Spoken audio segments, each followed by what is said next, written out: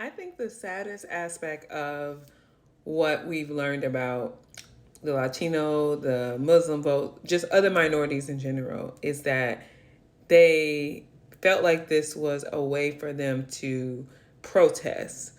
And being that we are the people that have protested and changed the laws the most, you would have thought y'all would listen to people who know what they're doing. We have forced America to live up to its ideals at every turn in our experience in this country. And the fact that y'all did not listen to us when we told you that is not the way to do it, that is not the way to do it, to blame the party you think you could control the most, because that's what that was. We should have been able to make Kamala pay for what Biden didn't choose to do, or what you believe she won't do, when you've already seen what this man was willing to do.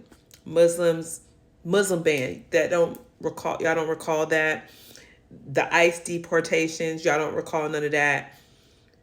I truly don't know what they're thinking.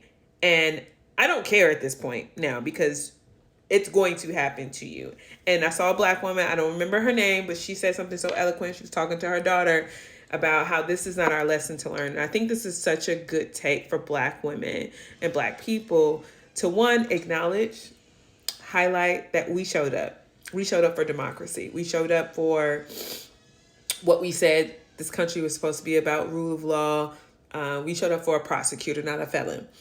And so there's solace in that, right? And I think it's because we've had such long practice as a community having to fight for our rights. So we, 92%, 81%, hey, black men, thank you for showing up despite what the world was trying to tell us you were going to do in this election. You proved them wrong, my brothers.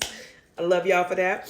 But I also think it's because we're more experienced. Much like Kamala, we're way more experienced at what's going on, and we can see things with a clear view.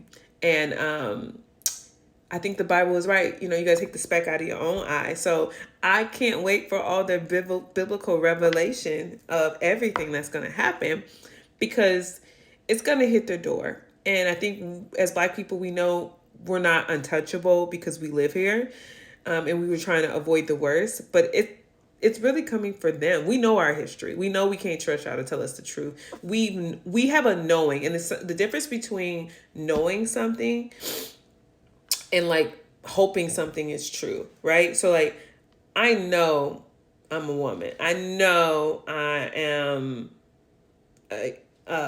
myself. Like, I know who I am. I know what I like. I know what I don't like. You know, I don't have to think about it. I don't have to be convinced of it. And so in the same turn, I think that's the difference. We know this in our bones, in our DNA, in our genetics, right? We can recognize. And as a culture, we call a thing. You know, we kind of be seen as loud and obnoxious sometimes because we are loud. I think partly some of that is the epigenetics of not being able to be outspoken for centuries as a people. And we learn to have AAVE. We learn to talk with our facial expressions. We learn to communicate in ways. And we keep forgetting we are advanced in humanity in a way that our counterparts have not had to be stretched genetically, right? They haven't had to build the mental fortitude to keep going despite all the obstacles. This is why sometimes black women get a lot of hate from other women who don't have that inner power in themselves, and there's kind of a revulsion of to why we think we're so good, and why do we have so much confidence, why we gotta show up and show out, why we gotta look good. If we just go into a basketball game, like, why we got to make everything a big deal? It's because for so long we were restricted from so much. So yeah, every occasion is an occasion, okay? And in the same way, they don't know this in their bones, right? So it's about convincing them that a reality is possible. We visited that reality.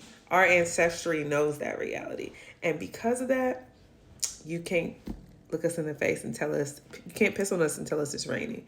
We know the difference. We know the temperature. We know that ain't possible. We know it all in a way that they have not experienced.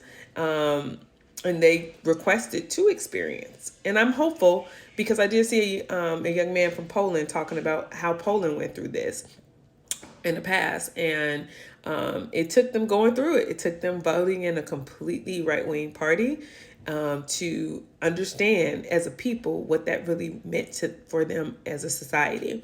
And they couldn't be convinced of it. Some things are experiential. As a coach, I coach women. My name is Marlena Bayless. If you're new here and you're still here with me talking, I coach women. I have a company called Pink Flamingo Retreats, where I host events and retreats digitally and in person to help Black women come together and get restored, and learn how to just have success with ease, right?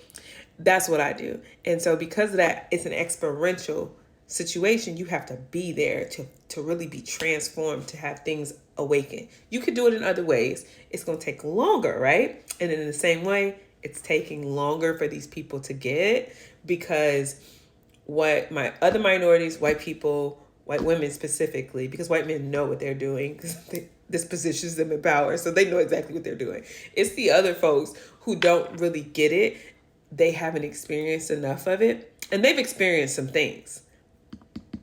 But baby, not what Black people have experienced. And because of that, and our Native American friends and actual owners of America could tell us a thing or two about that as well. They have experiential experiences. So we know they don't know. They think, they imagine, they potentially contemplate it, but they don't know it. They about to know now. So don't worry.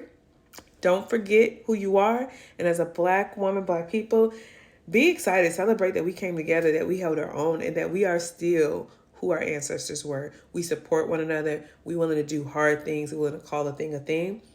And right now, for the next few months, prepare, rest, reprieve, and leave everybody else's problems at their doorstep. And only focus on you.